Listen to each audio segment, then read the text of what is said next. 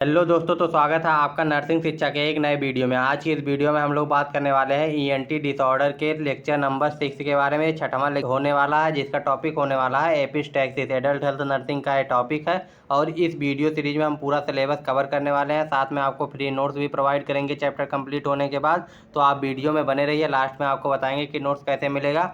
और अगर आपको इस वीडियो सीरीज का पूरा वीडियो देखना है तो लिंक डिस्क्रिप्शन बॉक्स में दिया हुआ प्लेलिस्ट का, आप जाके प्लेलिस्ट चेक कर सकते हैं। ठीक, चलिए तो वीडियो में आगे बढ़ते हैं। और आज के टॉपिक जो कि एपिस्टैक्सिस है, उसका मतलब होता है नोज ब्लीडिंग यानी नोज ब्लीड। नोज ब्लीड कैसे होता है? जब आपके नोज की म्यूकस मेम्ब्रेन रप्चर हो जाती है, तो जब डैमेज होती है तो उससे आपका ब्लड वेसल्स भी डैमेज करते हैं। जब म्यूकस मेम्ब्रेन आपका रप्चर होगा तो उससे आपकी जो वहाँ पे पतली पतली ब्लड वेसल्स होती हैं, कैपिलरीज होती हैं, वो भी डैमेज होंगी, जिनकी वजह से आपका जो ब्लड है वो नोज के रास्ते से, नाक के रास्ते से बाहर निकलेगा शरीर के। ठीक, तो यही होता है एपिस्टैक्सिस। अब चलिए देख लेते हैं एपिस्टैक्सिस के बारे में पूरे डिटेल में। तो देखिए, इसे also nose as nose bleeding यानी नोज ब्लीड भी कह सकते हैं। It occur due to the rupture of tiny vessels in the mucous membrane of nose causing bleeding. ठीक, जो आपके म्यूकस मेम्ब्रेन होती है नोज की, उसमें जो टिनी यानी पतली पतली वेसल्स होती हैं, ब्लड वेसल्स होती हैं, उन वो जब रप्चर हो जाती हैं तो उसी को एपिस्टैक्सिस कहते हैं, जो कि कॉज करता है ब्लीडिंग को। ठीक,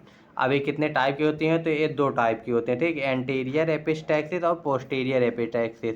ठीक, एपिस्टैक्सिस दो प्रकार का होता है, एपिस्टैक्सिस एंटीरियर और पोस्टीरियर एपिस्टैक्सिस। ठीक, तो एंटीरियर एपिस्टैक्सिस का मतलब bleeding begin front of the nose. जब आपके नोज के फ्रंट में होगा ब्लीडिंग तो उसको एंटीरियर एपिस्टैक्सिस कहेंगे। और जब यही चीज डीप में यानी अंदर की तरफ इनसाइड होगा और back side of the nasal septum, nasal septum के बैक साइड पे और इनसाइड द नोज होगा डीप में, तो उसी को पोस्टीरियर कहेंगे। ठीक, it is common type of nasal bleeding. जो एंटीरियर एपिस्टैक्सिस होता है कॉमन टाइप होता है और टिनी कैपिलरी रप्चर होती है इसमें। और माइल्ड ब्लीडिंग यानी थोड़ा सा ब्लीडिंग होगा, जैसे आप नाक को पकड़ के रखेंगे, मान लीजिए ये नाक है आपका।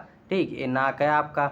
ठीक, इसको आप यहाँ से ब्लीडिंग हो रही है, यहाँ से पकड़ के थोड़ी देर रखेंगे तो आपका ब्लीडिंग रुक जाएगी। लेकिन जो आपका पोस्टीरियर होता है ये मोर सीरियस होता है, ज़्यादा सीरियस होता है। और इसमें लार्ज वेसल्स, जब ब्लड वेसल्स रप्चर होती हैं तभी होता है। और इसमें हैवी ब्लीडिंग होती है, जल्दी रुकती नहीं है, इसमें आपको मेडिसिन की ज़रूरत पड़ती है। ठीक, अब देखिए,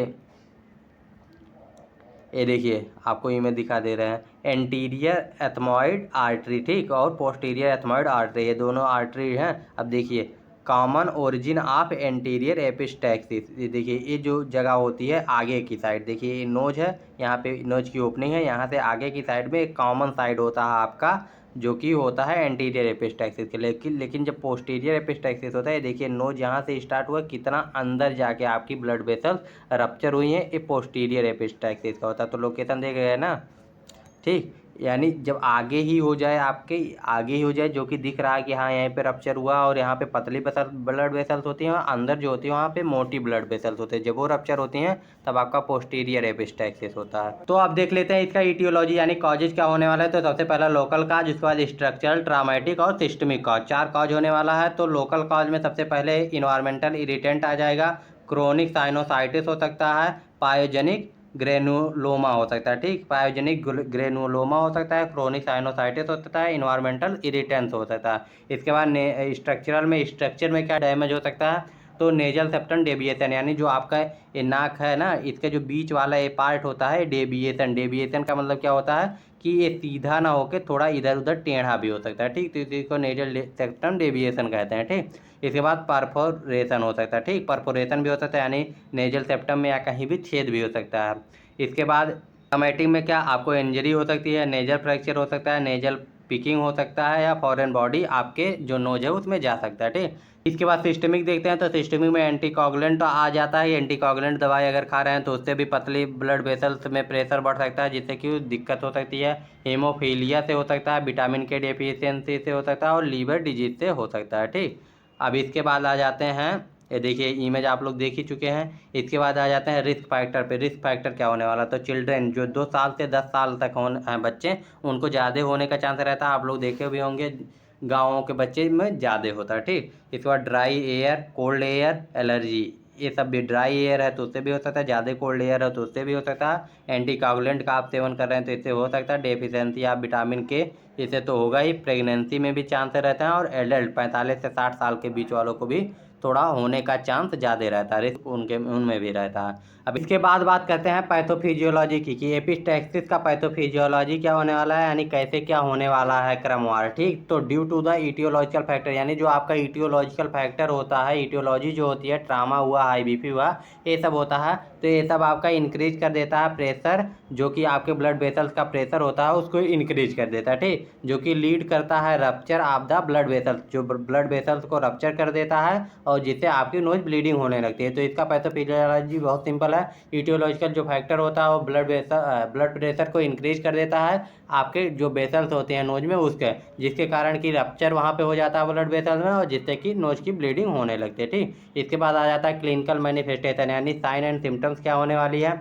तो सबसे पहले तो ब्लीडिंग होगा, सबसे बड़ा साइन एंड सिम्टम यही होगा। डार्क या ब्राइट रेड हो सकता है। ठीक, एक या दोनों नोज से ये हो सकता है, यानी एक नोज से या दोनों नोज से आपका ये ब्लीडिंग जो है वो हो सकता है, और डार्क या ब्राइट दोनों कलर का हो सकता है। ठीक, इसके बाद हेडेक आपको होगा, वीकनेस होगा, कन्फ्यूजन होगा, और यानी आपको ब्लीडिंग, हेडेक, वीकनेस और कन्फ्यूजन, ये सारी सिम्टम्स आपको होंगे। ठीक, इसके बाद आता है आपका डायग्नोस्टिक इवेल्युएशन, यानी आप क्या क्या करेंगे। तो सबसे पहले तो आप हिस्ट्री लेंगे, सबको ही पता है कि इसमें सबसे पहले हिस्ट्री लेंगे। हिस्ट्री में क्या लेंगे, पैटर्न ऑफ ब्लीडिंग। जैसे आप लोग देखते होंगे कि कुछ बच्चों को, जो 10-12 साल के बच्चे होते हैं, उनको क्या होता है कि गर्मियों के सीजन में 1-2 महीने, जो वही अप्रैल मई का टाइम होता है, उसमें उनको ज़्यादा ब्लीडिंग होती है और कुछ पैटर्न होता है कि इतने दिन पे होगी, या कुछ खाने से, जैसे खट्टा खाने से कुछ लोगों को होता है। ठीक, तो उससे हो सकता है। और क्वांटिटी कितनी ब्लीडिंग होती है, यानी ज़्यादा ब्लीडिंग होती है या 1-2 बूंद के बंद हो जाती है, यानी कि वही कि एंटीरियर और पोस्टीरियर, इससे पता चल जाएगा। अगर कम ब्लीडिंग होगी तो एंटीरियर भाग में होगा,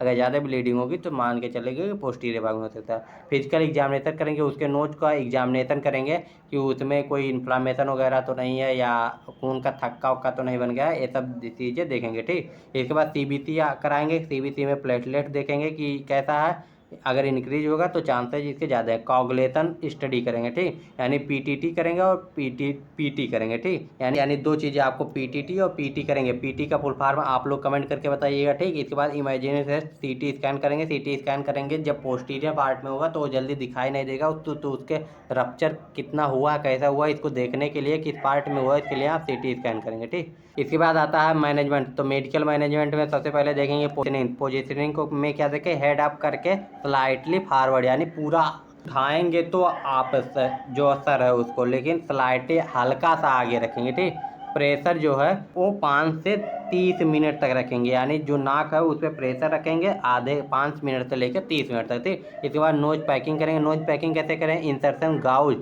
24 से 48 घंटे तक आप गाउज पीस जो होता है उसको इंसर्ट करके एक नाक में रखेंगे। जनरली एक ही नाक से होता है तो एक नाक में आप रख सकते हैं। ठीक, और अगर दोनों नाक में भी रख देंगे तो इससे थोड़ा प्रॉब्लम होगी ब्रीथिंग में, लेकिन मुंह के द्वारा बच्चे ले लेते हैं साथ, क्योंकि जो नेजल डेविएशन होता है, जब इसकी सर्जरी वर्जरी वगैरह होती है तो इसमें दोनों नाक को जो है वो पैक कर देते हैं, तो इससे भी कोई दिक्कत नहीं होता। लेकिन अगर एक में है तो आप एक ही को पैक करेंगे, दोनों को पैक नहीं करेंगे। ठीक, आइस जब आप इस पर रखेंगे तो आइस कंप्रेस करेंगे, आइस कंप्रेस आप इसको देंगे तो उससे जो वेसल्स होती हैं वो कॉन्ट्रैक्ट हो जाएंगी। ठीक, तो मेडिकल मैनेजमेंट पे ये होगा, पोजीशनिंग देखेंगे, प्रेशर देंगे, ठीक, नोज पैकिंग करेंगे और आइस कंप्रेस करेंगे।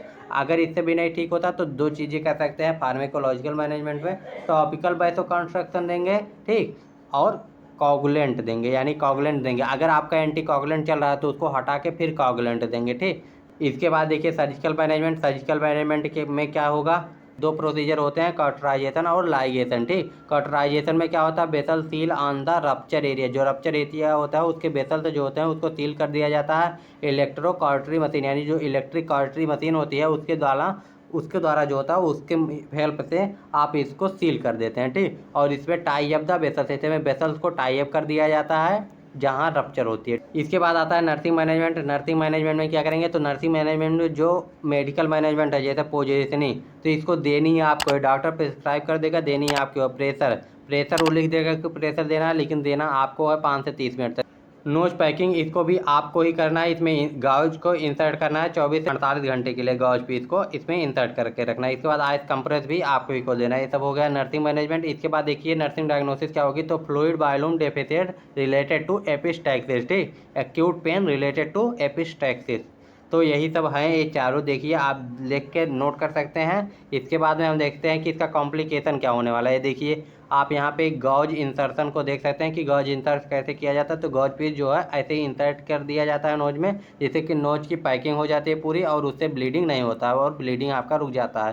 ठीक, इसके बाद कॉम्प्लिकेशन में क्या होगा, तो कॉम्प्लिकेशन में आपको एनीमिया हो सकता है। अगर आपको ज़्यादा नोज ब्लीडिंग होगी तो उससे एनीमिया हो सकता है, हेमरेज शॉक हो सकता है, रिनाइटिस हो सकता है, साइनोसाइटिस भी हो सकता है और एस्पायरेशन ऑफ ब्लड हो सकता है। यानी जो यहाँ पे आपको देखिए, यहाँ पे जो आपको पोजीशनिंग दी गई है, head up and slightly forward, ठीक, इसको अगर आप हल्का सा ऊपर रखना है, ठीक है, ज़्यादा ऊपर नहीं रखना है। ऐसा नहीं कि पूरा नोज ऊपर रख दो, तो ऐसा नहीं करना, बस हल्का सा स्लाइटली हल्का सा ऊपर रखना है, जिससे कि बस ब्लीडिंग ना हो। ठीक, इसके बाद हल्का सा आगे करके रखना है। अगर आप पूरा ऊपर रख देंगे नोज को तो इससे दिक्कत ये होगा कि आपका एस्पायरेशन हो जाएगा और ब्लड आपके लंग्स में भी जा सकता है, जो कि आपके लिए प्रॉब्लम कर सकता है। कॉम्प्लिकेशन में यही है, aspiration of blood in the lungs. ठीक, तो ये कॉम्प्लिकेशन होने वाला है, anaemia, rhinitis, aspiration of blood, haemorrhage shock. यानी अगर आप इसका आपका जो एपिस्टैक्सिस है लंबे समय तक रहता है या ज़्यादा ब्लीडिंग होती है तो इससे ये सारी प्रॉब्लम हो सकती है।